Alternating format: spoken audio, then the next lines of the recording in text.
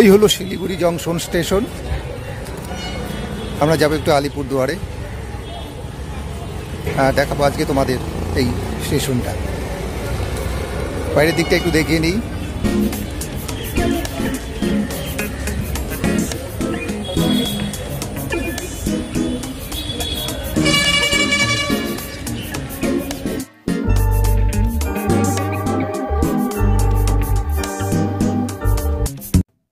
1947 সালে স্বাধীনতার পর উত্তরবঙ্গের রেল যোগাযোগ ব্যবস্থা একেবারে স্তব্ধ হয়ে গিয়েছিল।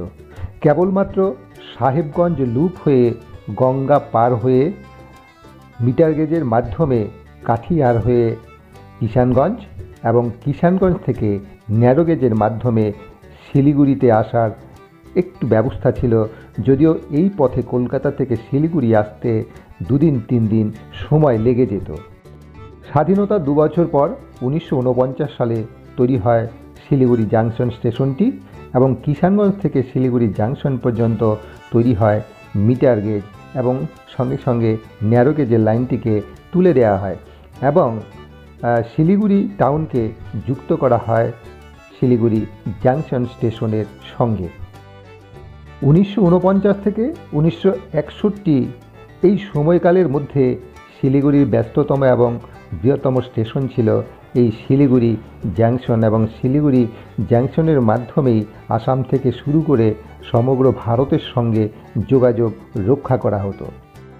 এই সময়ে হলদিবাড়ি থেকে শিলিগুড়ি টাউন পর্যন্ত যে ব্রডগেজ লাইনটি ছিল, যেটি দিয়ে কলকাতা থেকে শিলিগুড়ি পর্যন্ত ট্রেন যাতায়াত করত স্বাধীনতার পূর্বে, সেই ব্রডগেজ লাইনটিকে তুলে দিয়ে সেটিকে আবার মিটার গেজে রূপান্তরিত করা হয়। ফলে হলদিবাড়ি পর্যন্ত ট্রেন চলাচল আবার সম্ভব হয় শিলিগুড়ি থেকে।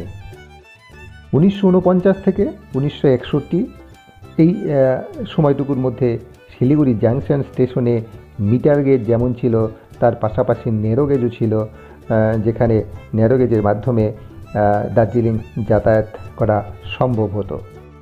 তারপর আসে সেই ঐতিহাসিক সময় 1961 সাল, তৈরি হয় নতুন station new Jalpaiguri junction station এবং মালদা থেকে বারসই কিষানগঞ্জ হয়ে নিউ জলপাইগুড়ি এবং সেখান থেকে কুচবিহার আলিপুরদুয়ার হয়ে গৌহাটি পর্যন্ত তৈরি হয় নতুন ব্রডগেজ রেল লাইন।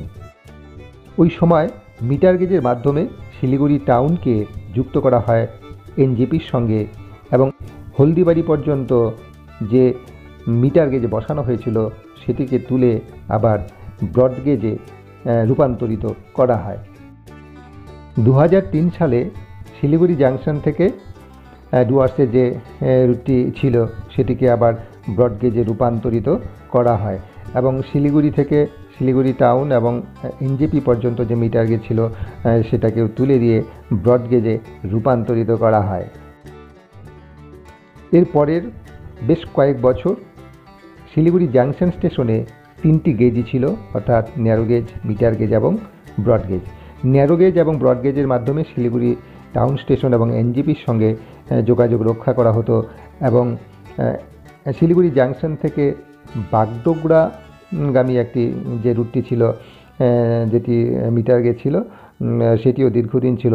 পরবর্তীতে অনেক পরে সেই লাইনটিকেও তুলে দেওয়া হয় এবং সেটিকেও ব্রডগেজে রূপান্তরিত করা হয় এবং এটিকে ব্রডগেজ করার পরেও রেল বাস চালানোর জন্য ব্রডগেজের ট্র্যাকের মাঝখানে আবার মিটার গেজ লাইনও বসানো হয়েছিল। যদি এখন আর কোনো সেই লাইনটি আর নেই, সেই লাইনটিও তুলে দেওয়া হয়েছে এবং রেল বাস চলাচলও বন্ধ করে দেওয়া হয়েছে। 1961 সালে শিলিগুড়ি জাংশনে তৈরি হয়েছিল মিটার গেজের লোকোশেড। পরবর্তীতে 2007 সালে সেখানে ব্রডগেজের লোকোশেডও তৈরি হয়। বর্তমানে 2টো লোকোশেডই এখানে রয়েছে এবং সেই সঙ্গে এখন যে ডিএমইউ চালু হয়েছে তার যে লোকোশেড সেটিও কিন্তু আছে এই শিলিগুড়ি জাংশন স্টেশনের কাছেই।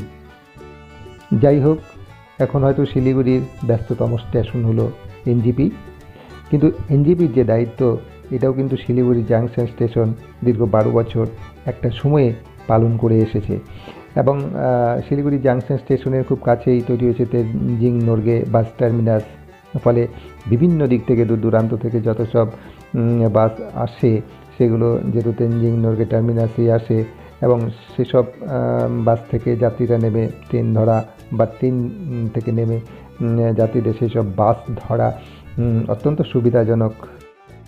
শিলিগুড়ি জাংশন স্টেশনে বর্তমানে ব্রডগেজের 4টি প্ল্যাটফর্ম রয়েছে এবং ন্যারো গেজের একটি প্ল্যাটফর্ম রয়েছে। ব্রডগেজের প্ল্যাটফর্ম যেটা অন্যান্য স্টেশনে যা হয়ে থাকে সেরকমই, তবে এই ন্যারো গেজের প্ল্যাটফর্মটি কিন্তু অত্যন্ত সুন্দর, ছোট্ট একটি প্ল্যাটফর্ম, সুন্দরভাবে সাজানো, তার ডিজাইনও অত্যন্ত সুন্দর, পেছনে একটি সোশ্যাল ফরেস্টের মতো রয়েছে, ফলে এখানে বসে থাকলে কিন্তু অন্যরকম একটা অনুভূতি সবার মধ্যেই হয়ে থাকে। এই প্রসঙ্গে আরও একটা কথা বলে রাখি, শিলিগুড়ি জাংশন স্টেশন তৈরি হওয়ার আগে যে ন্যারো গেজ লাইনটি সেটি কিন্তু শিলিগুড়ি টাউন স্টেশন থেকে হিলক্যাট রোডের পাশ দিয়েই যেত। পরবর্তীতে যখন 1949 সালে তৈরি হয় শিলিগুড়ি জাংশন স্টেশন, তখন ন্যারো গেজের লাইনটিকে শিলিগুড়ি টাউন স্টেশন থেকে সরাসরি পশ্চিম দিকে শিলিগুড়ি জাংশন স্টেশনে নিয়ে যাওয়া হয়। এখানে একটা প্রশ্ন অবশ্য আমার কাছে মাঝে মাঝে উকি মারে যে দার্জিলিংয়ে যে রুটটি রয়েছে এ সময় ন্যারো গেজের শিলিগুড়ি টাউন স্টেশন থেকে, তখন কিন্তু শিলিগুড়ি টাউন স্টেশন থেকে আরও একটি রুট ছিল কিষানগঞ্জ পর্যন্ত, কিন্তু সেই রুটটি কোন দিক দিয়ে ছিল সে ব্যাপারে কোনো তথ্য আমি কোথাও জোগাড় করতে পারিনি। তবে আমার কেন জানি মনে হয় যে মাল্লাগুড়ি পর্যন্ত হয়তো কমন একটি রাস্তা ছিল এবং মাল্লাগুড়ির পরেই হয়তো রুটটি ডিভাইড হয়ে বাগডোগরা হয়ে কিষানগঞ্জের দিকে সেই ন্যারো গেজ লাইনটি ছিল। তাহলে বন্ধুরা, আজকে এই পর্যন্তই।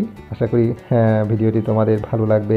অবশ্যই আমার যে পেজ আছে পেজটিকে লাইক করো, কমেন্ট করো এবং তোমরা কোন স্টেশন বা কোন রেল লাইন নিয়ে ভিডিও দেখতে চাও বা কিছু তথ্য জানতে চাও সেগুলো যদি কমেন্টের মাধ্যমে আমাকে জানাও, তাহলে আমি চেষ্টা করব সেই স্টেশনে বা সেই রেল লাইনের ভিডিও তৈরি করে পোস্ট করতে।